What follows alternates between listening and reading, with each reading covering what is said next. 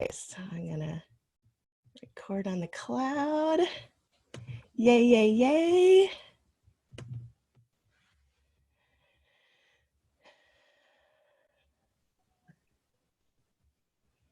Get ready for this. All this lagginess. Oh So yeah, much fun. it's kind of weird, huh? It is. All right. Hi. I am here with Molly.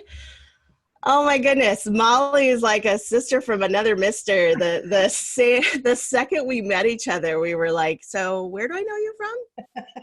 And we reviewed our histories and all the places we lived and all the places we've ever worked, and we do not or did not know each other. But somehow we felt like I don't know if it's the Irish thing because we're both Irish. Like I don't know what it is, but this woman is fucking incredible. I love her so much. Back at you.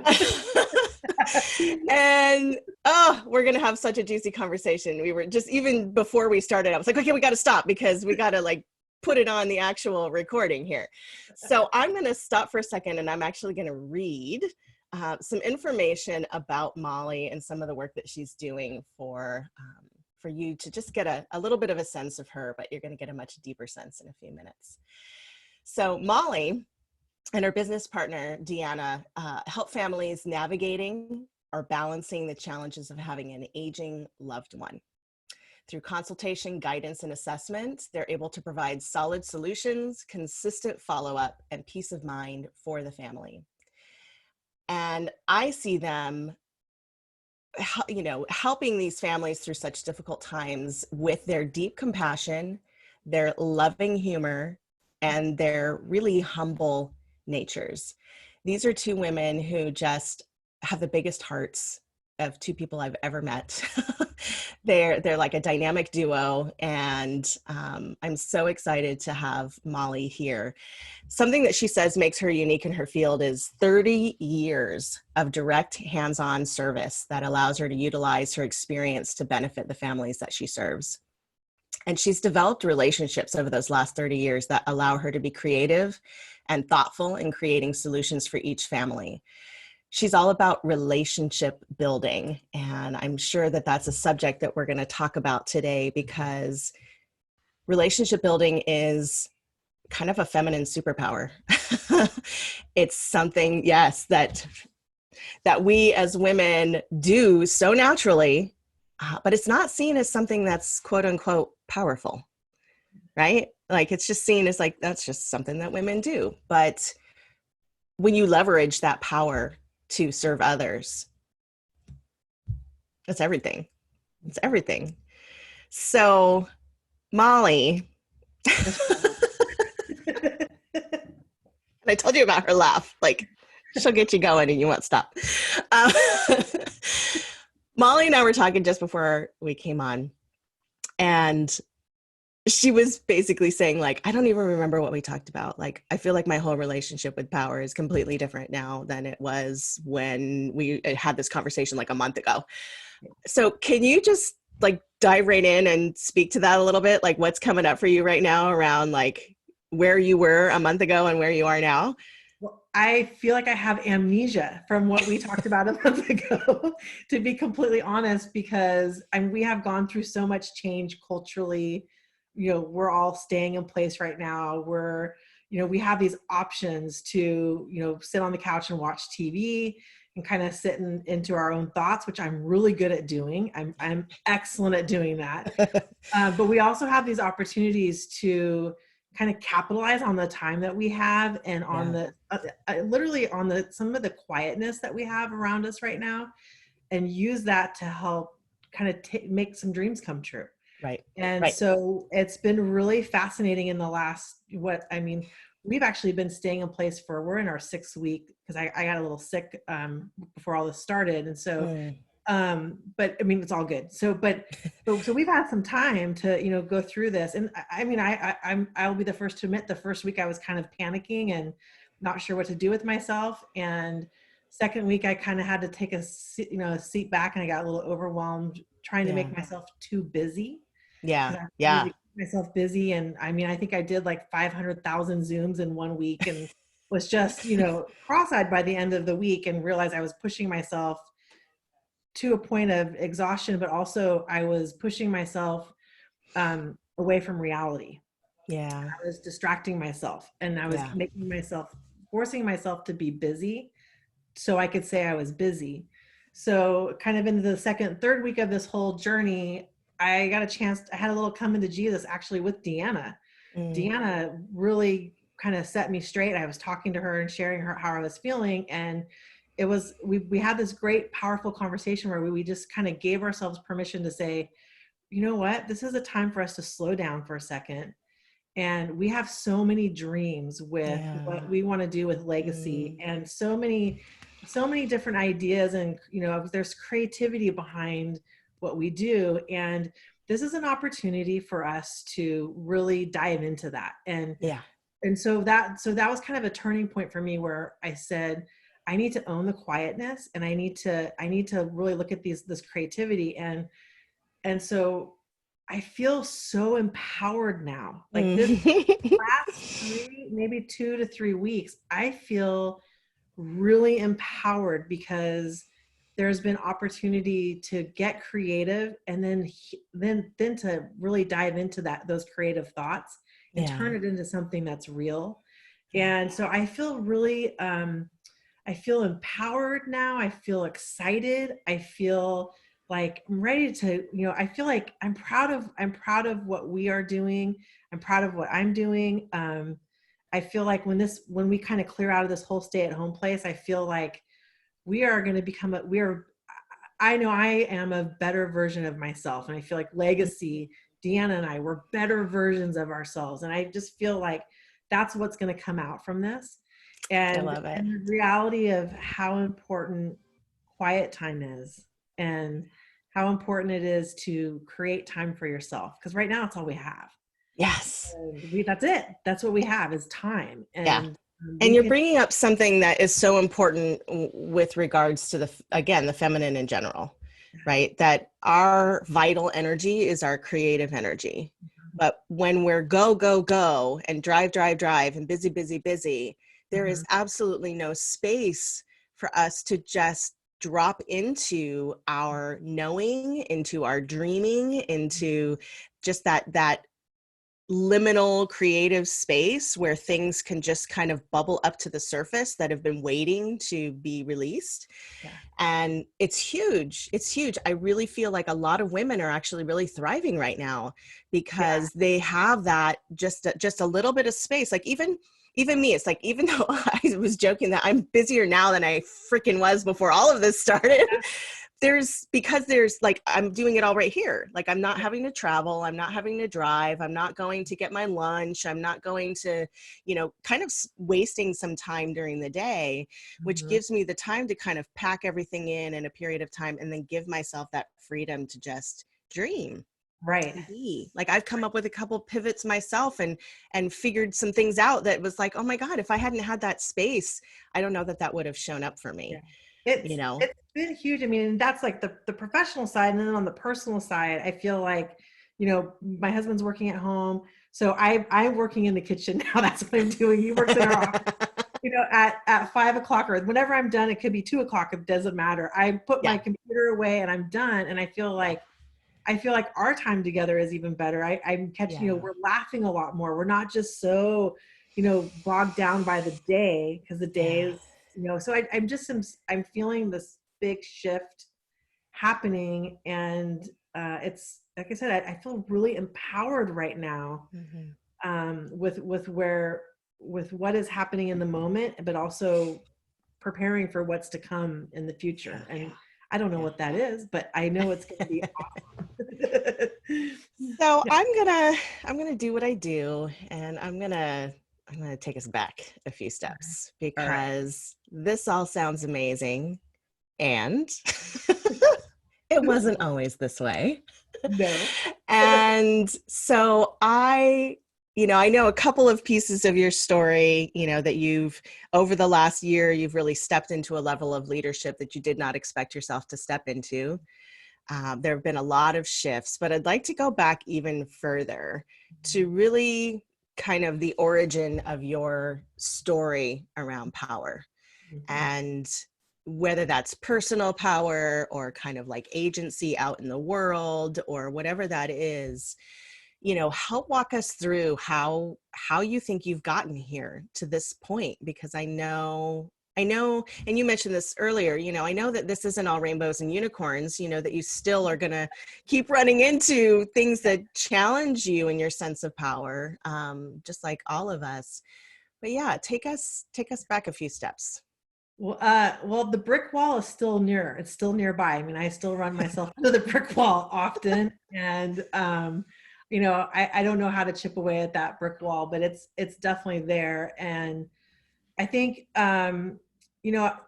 we talked a little bit about before we got on the call, there's the insecurities of, what is my value? Where do I have value? Personally, professionally, it's something that I still question a lot. And, I still wonder, am I having an impact? Do I have the ability to have an impact on people? Like you kind of what you said in the opening, I get incredible joy from collaboration.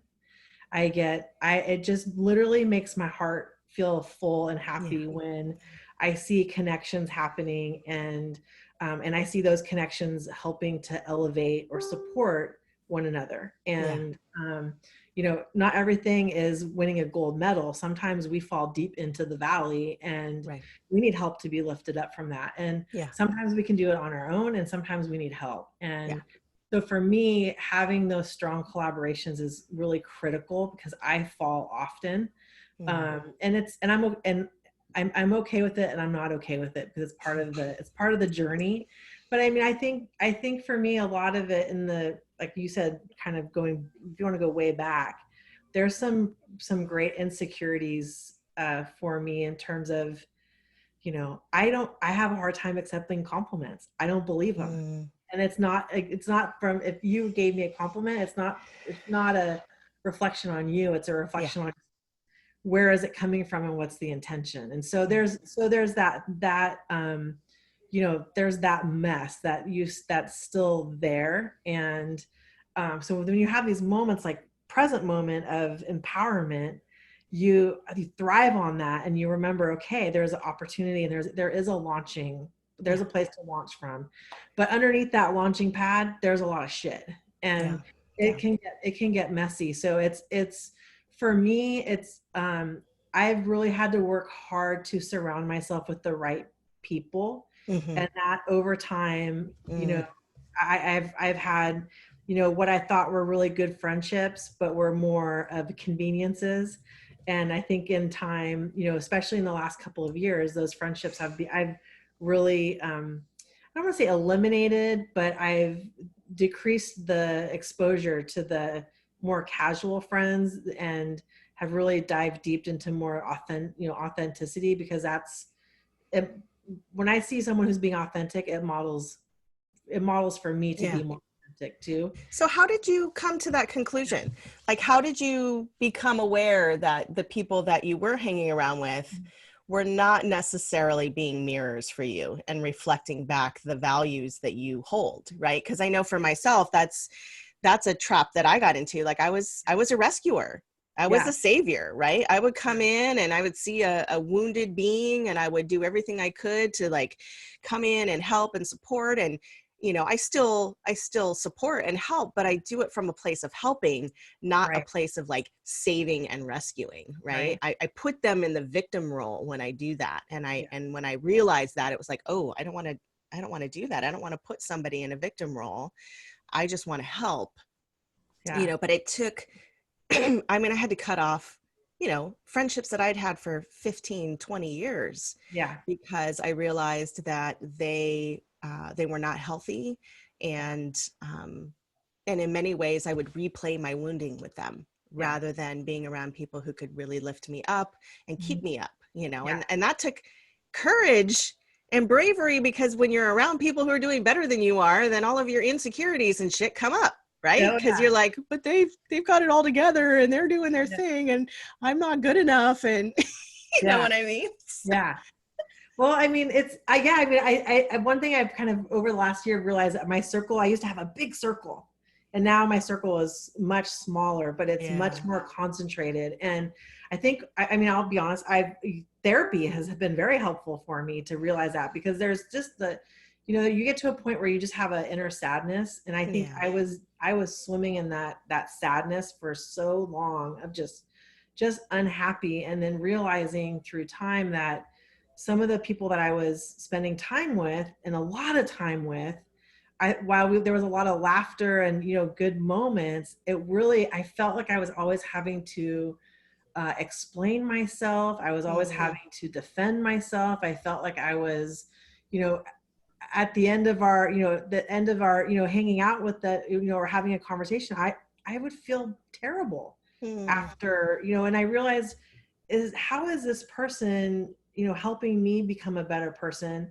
And then how am I able to help them become a better person when they're so resistant to the person who I am? And even if, there was, if someone was questioning my integrity or my intention, and I gave a very authentic, truthful response, and then to have that question, further, I went through this a lot with several people, and I realized, I'm being so, I can't be more truthful. I can't be more of myself, and you're not willing to accept that. Then I can't. And so I realized after multiple situations like that I needed to be around people who would allow me to trip and fall, because I do it often. And sometimes I have a hard time getting back up.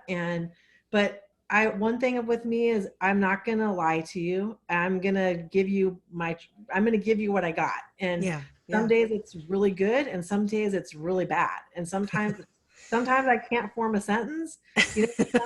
I am so articulate, I blow my mind away. And so right.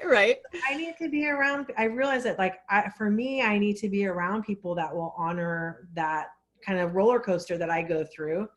And it's not pretty, but it's real. And I just realized that the people from the past were draining me and making me question my core self and my value, and also making me question my intention. Even though I knew solid what that intention was, I would walk away from those conversations questioning what my intention was. And I thought that, and so I finally, I went in my mid 40s, finally realizing that doesn't serve me. And and because of that, I'm not serving others authentically. And so and again, therapy, I'm a big fan of. And so I am not shy to share that I'm part of that, but it's really helped me to grow, and still not, things are not perfect. But a friend of mine, who's a very dear friend, we met a long time ago. She used to be a social worker with the VA, and we became friends. And this was 20 years ago. And she's still one of my closest, heartfelt, deep friends. And she told me when we first started our friendship, she said, there are times when people are friends and friendships expire.